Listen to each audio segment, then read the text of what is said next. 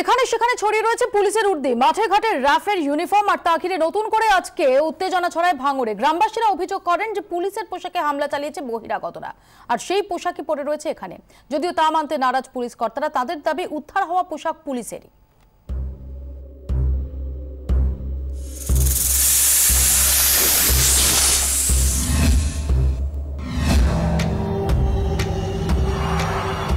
ভেতরে বিভিন্ন জায়গাতে এই ধরনেরই জলপাই রঙা উর্দি সে সমস্ত পড়ে রয়েছে জায়গায় জায়গায়, এবং এগুলো গ্রামবাসীদের বক্তব্য যে এই পোশাকগুলি এইভাবেই মাঠের মধ্যে পড়েছিল।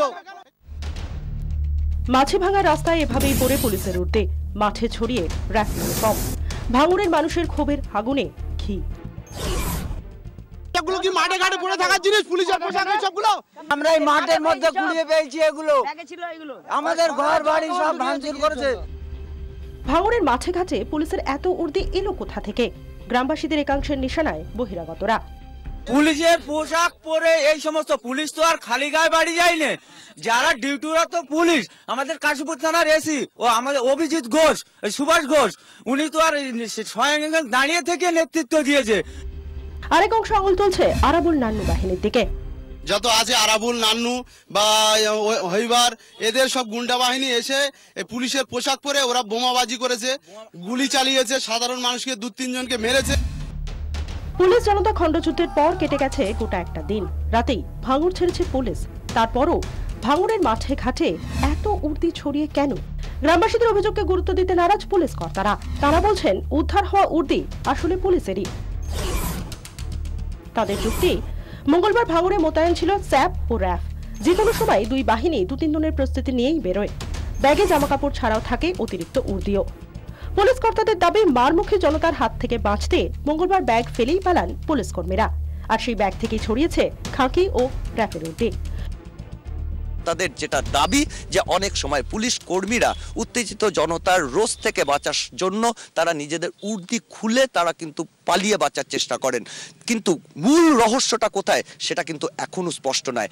ক্যামেরায় অমিত এবং দীপঙ্করের সঙ্গে সিজার ও সন্দীপের রিপোর্ট, 24 ঘন্টা, ভাঙড়। আমাদের সঙ্গে ইতিমধ্যে এসে যোগ দিয়েছেন আরো দুই অতিথি। রয়েছেন কংগ্রেস নেতা ওম প্রকাশ মিশ্র এবং রয়েছেন সিপিআইএম নেতা তন্ময় ভট্টাচার্য। আপনাদের দুজনকে স্বাগত জানাই। আমি সুজন বাবুর কাছে চলে যাব আরো একবার। সুজন বাবু, পুলিশ বলছে যে বহিরাগত বাইরের লোক তারা গুলি চালিয়েছে, পুলিশ গুলি চালায়নি।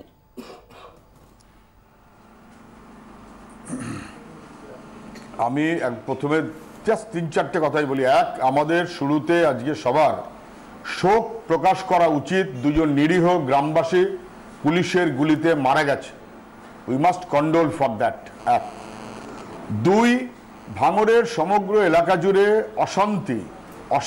অশান্ত হয়ে রয়েছে ভাঙড়। মহিলারা বাড়ি ছাড়া, শিশু তার হাত পা ভেঙেছে, চোখের সামনে দেখে এসছে। আমি 3 দিন ছিলাম না কলকাতা, নর্থ বেঙ্গলে ছিলাম। আজকে ফিরে আমি এবং সেলিম সহ অন্যরা আমরা গিয়েছিলাম। 12 জনকে খুঁজে পাওয়া যাচ্ছে না। পুলিশ ব্রুটালিটি বলতে যা বোঝায় ছত্রে ছত্রে পরিষ্কার, যে কেউ গিয়ে দেখে আসতে পারেন। এই ক্ষেত্রে ওখানে পাওয়ার গ্রিড হবে না সরকার বলেছে, সেটা সরকারের ব্যাপার। সরকার কিভাবে কি করেছে না করেছে সরকার জানে, কিন্তু চাষ বেদখল করে শয়ে হাজারে বিঘে জমি বন্দুক ঠেকিয়ে যে লোকের কাছ থেকে জোর করে নেওয়া হয়েছে, লিখিয়ে কিনিয়ে কম দামে, এই জমি মানুষ ফেরত চায়। এটা সবচাইতে ফার্টাইল জমি। আপনাদের যে অভিযোগটা উঠছে সত্যি সত্যি তার গ্রহণযোগ্যতা কতটা থাকবে বলে আপনারা মনে করেন, যেখানে সিঙ্গুর, নন্দীগ্রাম, লালগড়ের মতো ইতিহাস রয়েছে আপনাদের জমানায়? সেটা পুলিশি এক্সেসের কথা বলুন বা জমি কেড়ে নেওয়ার অভিযোগ বলুন। সিঙ্গুরের জমি ফেরত দেবার পর, সুপ্রিম কোর্টের নির্দেশে সিঙ্গুরের জমি ফেরত দেবার পর সরকার চাইলে চাষির ভালো ফার্টাইল জমি ফেরত দিতে 100 ভাগ পারে। নির্ভর করবে গভর্নমেন্টের পলিটিক্যাল উইলের ওপর। সরকার যদি চাষির পক্ষে না থাকে পারবে না, সরকার যদি চাষির পক্ষে থাকে পারবে। আমি মনোজিৎ বাবুর কাছে আসবো। মনোজিৎ বাবু, কিছুক্ষণ আগে শ্রমিক বাবু যে পয়েন্টটা তুললেন সেটা খুব গুরুত্বপূর্ণ। রেজ্জাক মোল্লার মতো একজন নেতা রয়েছেন এই ভাঙড় এলাকায়। তা সত্ত্বেও এমনকি আরাবুল মোল্লা তাকেও যথেষ্ট দাপুটে তৃণমূল নেতা হিসেবে আমরা দেখেছি। না, প্রশ্ন হচ্ছে এই যে ক্ষোভটা পুঞ্জীভূত হচ্ছে এটা সম্পর্কে কোনো ইনফরমেশন ছিল না। না, সেটা যদি না হয়ে থাকে লোকাল লিডারশিপের ডেফিনেটলি একটা ফেলিউর তো বটেই, কিন্তু সুজনবাবু যা বলছেন, ওখানকার মানুষ যা বলছে সেটা কিন্তু এক নয়। ওখানকার মানুষ বলছে পুলিশ গুলি চালায়নি, বাইরের লোকেরা গুলি চালিয়েছে। এটা কিন্তু আপনারা খেয়াল করবেন।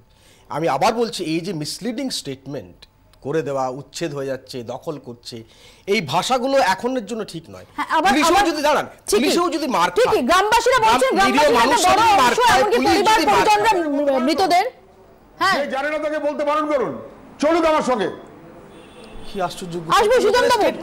কিন্তু গ্রামবাসীদের একাংশ বলছেন যে পুলিশ না, পুলিশের পোশাকে কেউ গুলি চালিয়েছে, বাইরের লোক, তারা কিন্তু সেখানে পুলিশ নয়, তাহলে পুলিশ নয়। যদি হয়ে থাকে সেটা গুলি চালিয়ে থাকে, তার পেছনে একটা লেজিটিমেসি আছে। পোশাকে অন্যরা পুলিশের পরিবর্তে তাহলে ওনাকে আগে স্টেটমেন্টটা উইথড্র করতে বলুন। রাজ্য সরকার পদত্যাগ করুন, আগে এই স্টেটমেন্টটাকে উইথড্র করতে বলুন যে পুলিশ গুলি চালিয়েছে। কারা গুলি চালিয়েছে? মারাত্মক ব্যাপার। কারা গুলি চালিয়েছে আপনারা? কারা গুলি চালিয়েছে? চালায়নি, পুলিশ বাদ দিয়ে বাকি একে অন্যান্যরা গুলি চালিয়েছে। সেটা কি করে সম্ভব? না না, পশ্চিমবাংলায় দুষ্কৃতীরা আজকে প্রথম গুলি চালাচ্ছে নাকি রাজ্যে? আরে দাদা, আপনি কি বলছেন? কোন পশ্চিমবাংলায়? পশ্চিমবাংলায় প্রথম কি পুলিশ বাইরে অন্য লোকেরাই প্রথম গুলি চলছে? আপনি কি তৃণমূল কংগ্রেস করে যাচ্ছে? বহু বছর ধরে দেখছি তৃণমূল কংগ্রেস বাইরে লোকেরা গুলি চালায়নি, পশ্চিমবাংলায় গুলি মারছে, বোমা মারছে। পশ্চিমবাংলায় দুষ্কৃতী পরিচালনা হবে? আপনি কি বলছেন?